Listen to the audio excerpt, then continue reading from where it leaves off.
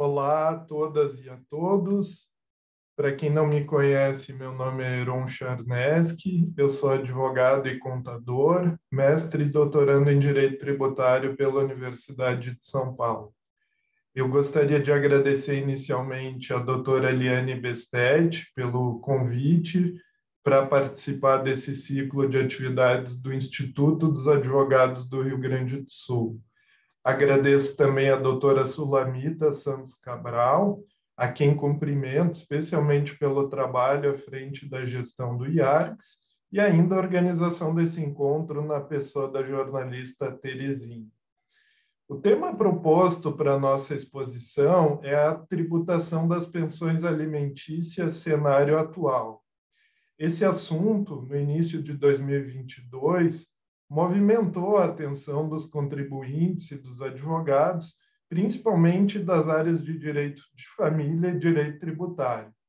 Isso por conta do julgamento de uma ação direta de inconstitucionalidade, a DI 5.422, pelo Supremo Tribunal Federal.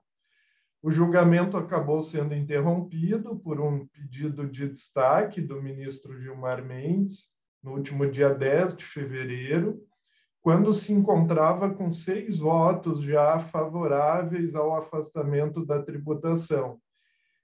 Não tem data ainda confirmada para esse julgamento ser retomado, mas, apesar disso, o caso fez surgir vários questionamentos, e assim o nosso objetivo aqui é trazer esclarecimentos sobre esse processo, essa situação, e também buscar enfrentar algumas das questões que ficaram pendentes e dúvidas que vêm surgindo no cenário atual.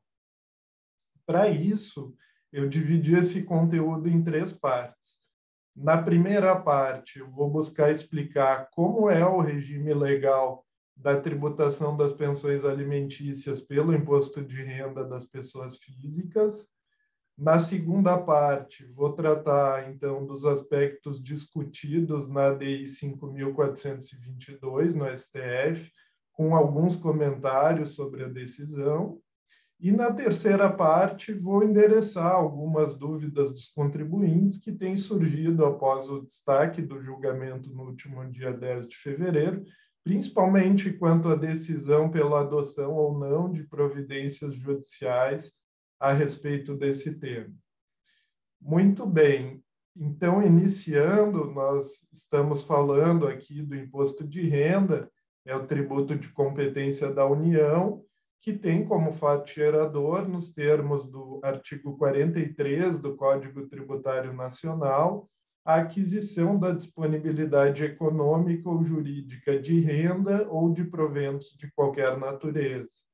O artigo 43 do CTN, ele conceitua a renda como produto do capital, do trabalho ou da combinação de ambos, e proventos de qualquer natureza, como os acréscimos patrimoniais não compreendidos no conceito de renda. Então, dentro dessa acepção, a incidência do imposto de renda de pessoas físicas sobre alimentos, pelo alimentado, foi instituída em 1973 pelo Decreto-Lei número 1301. Esse decreto-lei, ele estabeleceu que os alimentos ou pensões, inclusive os provisionais, também chamados provisórios, quando percebidos em dinheiro, constituem rendimento tributável, classificável na cédula C da Declaração de Rendimentos do alimentado, que será tributado distintamente do alimentante. Só um registro histórico, nós tínhamos ali nos idos da década de 70 o imposto da pessoa física por cédulas, conforme a natureza do rendimento. Ainda temos resquícios desse modelo de cédulas, por exemplo, com a tributação diferenciada dos rendimentos do trabalho, dos ganhos de capital e das aplicações financeiras. Mas o que já se previa com o Decreto-Lei 1301 eram 2 fatos geradores diferentes. Um sobre a renda do alimentante ou da alimentante, quando recebia salário, por exemplo, e outro fato gerador sobre a percepção dos alimentos pelo alimentado ou alimentado, E essas regras perduraram na Lei 7.713, que foi o grande ajuste aí da legislação do imposto em 88, e no regulamento, nos regulamentos do imposto de renda que se seguiram.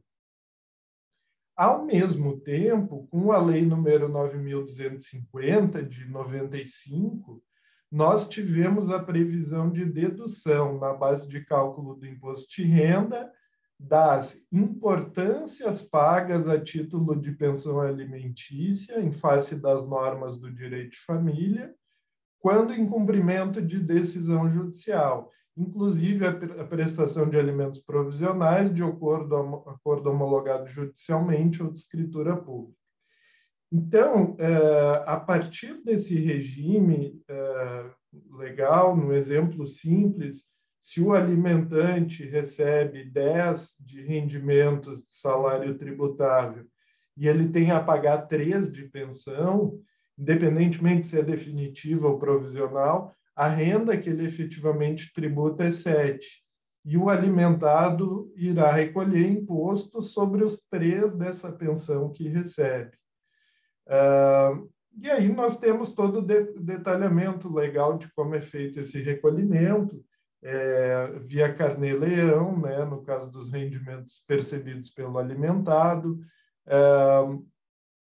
Depois, essas informações relativas ao recolhimento do imposto são exportadas para o programa da declaração do imposto de renda. Tratando-se de carnê-leão também, o prazo para recolhimento do imposto é o último dia útil da competência seguinte à do recebimento da pensão. Então, nós estamos em março de 2022, se os alimentos forem recebidos nesse mês, o recolhimento do imposto de renda sobre essas verbas pode acontecer até 30 de abril de 2022. Então, de maneira muito sintética, sendo esse o regime tributário básico das pensões alimentícias, nós passamos à controvérsia que levou à recente pauta do assunto no STF. Então, nesse sentido, em 25 de novembro de 2015, o Instituto Brasileiro de Direito de Família, IBDFAM, ajuizou a ação direta de inconstitucionalidade número 5.422 perante o Supremo, questionando a constitucionalidade dos dispositivos legais, especialmente o artigo 3º da Lei 7.713, dispositivos que, como eu comentei, previam a incidência do imposto de renda nas obrigações alimentares. Em síntese, o que o Instituto, autor da ação, defende como argumento pela inconstitucionalidade da tributação das pensões na verdade, constituem 3 argumentos principais. Primeiro, que os valores recebidos a título de alimentos e pensões pelo alimentado não representam acréscimo patrimonial positivo, efetivo, ou seja, não se enquadrariam no conceito de renda. Segundo, que a incidência do imposto sobre os alimentos e pensões caracterizaria a bitributação, mais corretamente chamada, né, de bis in idem, que acontece quando o mesmo ente tributante, no caso a União, tributaria 2 vezes a mesma materialidade, o mesmo evento. Isso é, a renda seria tributada de um lado sobre os rendimentos do alimentante e de outro sobre os valores percebidos pelo alimentado. E o terceiro argumento veiculado na ação é que a tributação dos alimentos e pensões alimentícias violaria o mínimo existencial, que é a renda necessária mínima para a pessoa sobreviver. Agora, no início do ano, então, em 4 de fevereiro de 2022, o processo foi colocado em julgamento virtual pelo Supremo. Aliás, essas sessões virtuais passaram a ser um modo de julgamento bastante utilizado pelo STF durante a pandemia, que não há uma sessão propriamente dita de debates e os ministros possuem um prazo para irem depositando seus votos no sistema. Então, iniciada essa sessão virtual em 4 de fevereiro, o plenário do STF tinha formado maioria de votos para afastar a tributação sobre alimentos e pensões, com um placar favorável de 6 votos, que eram 6 ministros até então votantes. O relator, ministro Dias Toffoli, no voto que foi divulgado no sistema, ele decidia pela inconstitucionalidade material da legislação questionada, uma vez que os alimentos, ou a pensão alimentícia, em suas palavras, não são renda nem provento de qualquer natureza do credor dos alimentos, mas simplesmente montantes retirados dos rendimentos recebidos pelo alimentante para serem dados ao alimentado. Então, nessa passagem, nós vemos que o ministro acolhe o argumento de que a legislação provocaria a ocorrência de uma expressão utilizada, bitributação camuflada. Isso é, aquela ideia de que o recebimento de renda pelo alimentante, de onde ele retira a parcela a ser paga ao credor dos alimentos, já configura fato gerador do imposto de renda. Então, o alimentante recebe o seu salário, oferece a tributação, e aí, segundo o voto, submeter os valores recebidos pelo alimentado em decorrência da pensão, submeter ao imposto de renda, representaria uma nova incidência do mesmo tributo sobre a mesma realidade.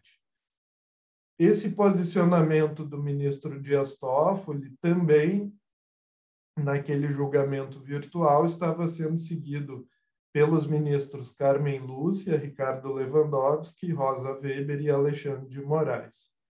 O ministro Luiz Roberto Barroso também apresentou voto para afastar a tributação e, nesse voto, trouxe algumas considerações adicionais.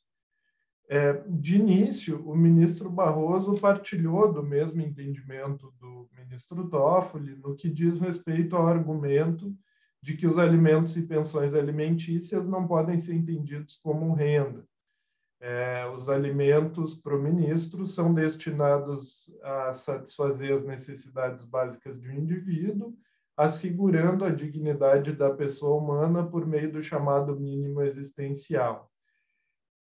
Para o voto do ministro, se vê no voto do ministro Barroso, tanto as pensões não representam um acréscimo patrimonial, renda, né, que o artigo 1701 do Código Civil possibilita a alternatividade da prestação alimentar, quer dizer, a possibilidade de pagamento da pensão alimentícia in natura, sendo admitido assim que se considere cumprida a obrigação alimentar com pagamento direto de serviços como educação e saúde e de um valor fixo para outras despesas. O ministro Barroso ele também suscitou um argumento adicional importante relacionado a questões de gênero, argumento esse cada vez mais debatido na área tributária atualmente. Ele ressaltou no seu voto que o devedor da pensão, normalmente o pai, tem o direito de abater da base de cálculo do seu próprio imposto de renda a integralidade dos valores que paga a título de pensão. Mas, no mais das vezes, a mulher responsável civil e tributária pela criança ou adolescente deverá declarar aquela quantia como rendimento recebido. E essa fórmula, no argumento do ministro, aprofundaria as desigualdades de gênero, colocando as mulheres em situação social e econômica pior que a dos homens. Então, assim, o ministro entendeu que essa situação em que ao alimentante, no caso, o homem, caberia a dedução dos valores, enquanto que a tributação recairia no recebimento desses alimentos, violaria a isonomia e o melhor interesse da criança, porque acabaria por penalizar ainda mais as mulheres, que, nas palavras do voto, além de criar e assistir e educar os filhos, ainda devem arcar com os ônus tributários dos valores recebidos a título de alimentos, os quais foram fixados justamente para atender às necessidades básicas da criança e do adolescente. Então, o julgamento constava com 6 votos, todos favoráveis a afastar a tributação, quando o ministro Gilmar Mendes apresentou o pedido de destaque em 10 de fevereiro, como eu referi, para que o julgamento fosse interrompido e assim retirado do plenário virtual e encaminhado para julgamento no ambiente presencial ou telepresencial. O pedido de destaque do virtual também tem ocorrido com frequência no Supremo, quando algum dos ministros entende que a relevância da questão demanda a necessidade de uma ampliação dos debates entre os ministros, por meio aí sim de uma sessão efetiva, não virtual de julgamento. Na prática, o pedido de destaque cancela os 6 votos depositados no sistema até aquele momento, e isso significa dizer que o julgamento terá um reinício, podendo os votos já oferecidos pelos ministros serem mantidos ou até alterados. No último dia 17 de março, o processo foi novamente disponibilizado para inclusão em pauta de julgamento, mas essa data ainda não foi divulgada. E aí, nesse contexto, surgem 2 perguntas importantes, já que a legislação segue exigindo a tributação. Primeira questão, nesse novo julgamento ainda a ser realizado, o Supremo seguirá a maioria já formada para afastar a tributação das pensões alimentícias? E a segunda questão, o que devem fazer os contribuintes?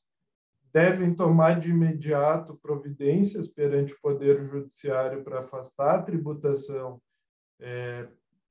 inclusive em relação aos fatos futuros, mas também com a finalidade de reaver os valores do imposto indevidamente pago nos últimos anos, ou devem os contribuintes aguardar a conclusão desse novo julgamento presencial pelo Supremo, ainda a ser pautado? Com relação à primeira pergunta, como dito, mesmo que se possa admitir uma tendência de manutenção de posicionamentos, já que os ministros, muitos deles externaram seus votos, o pedido de destaque implica, sim, a possibilidade de reabertura do julgamento.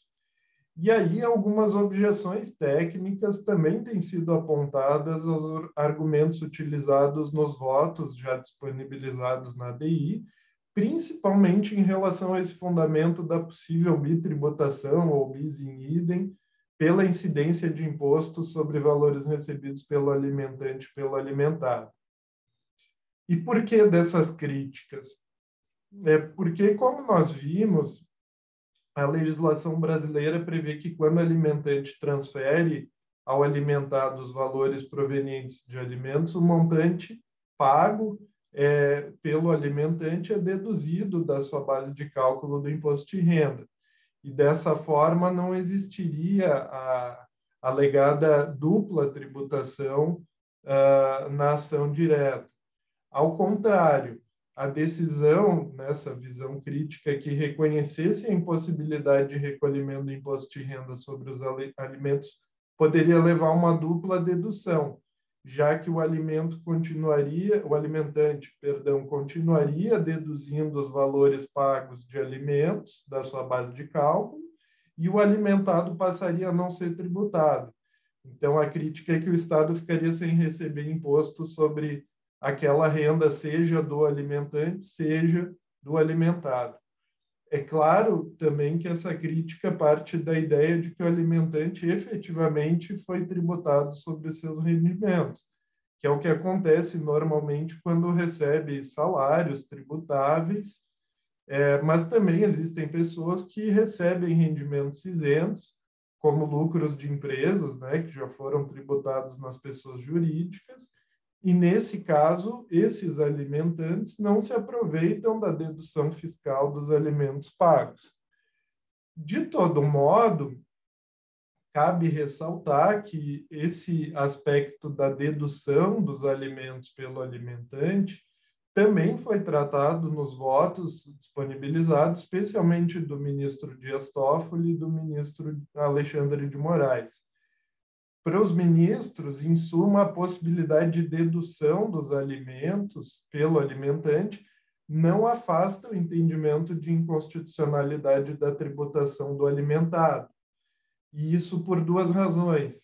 Primeiro, porque para os ministros essa dedução seria essencialmente para o alimentante um benefício fiscal. E, como benefício fiscal, claro, o legislador teria liberdade para revogar a previsão e o próprio direito do alimentante de deduzir as pensões. Eu, particularmente, não concordo tanto com a ideia de que a dedução dos alimentos seria um incentivo fiscal para o alimentante, já que não é exatamente uma renda disponível para ele. Nós temos aí um conceito constitucional de renda envolvido. Mas existe um segundo argumento trazido nos votos que rejeita a ideia da dupla dedução. É que, independentemente de a dedução dos alimentos ser um benefício, uma não renda, não caberia ao legislador, segundo a decisão do STF, tributar os valores percebidos pelo alimentado.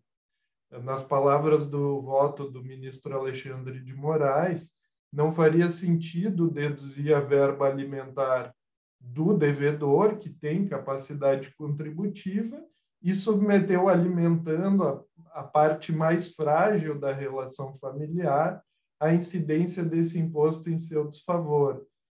Claro que tem muita controvérsia em torno dessa discussão de parte mais frágil, mas efetivamente o que nós depreendemos desses votos disponibilizados é que a percepção dos valores pelo alimentado não poderia constituir hipótese de incidência do imposto, independentemente do tratamento tributário a que foi submetido o alimentante.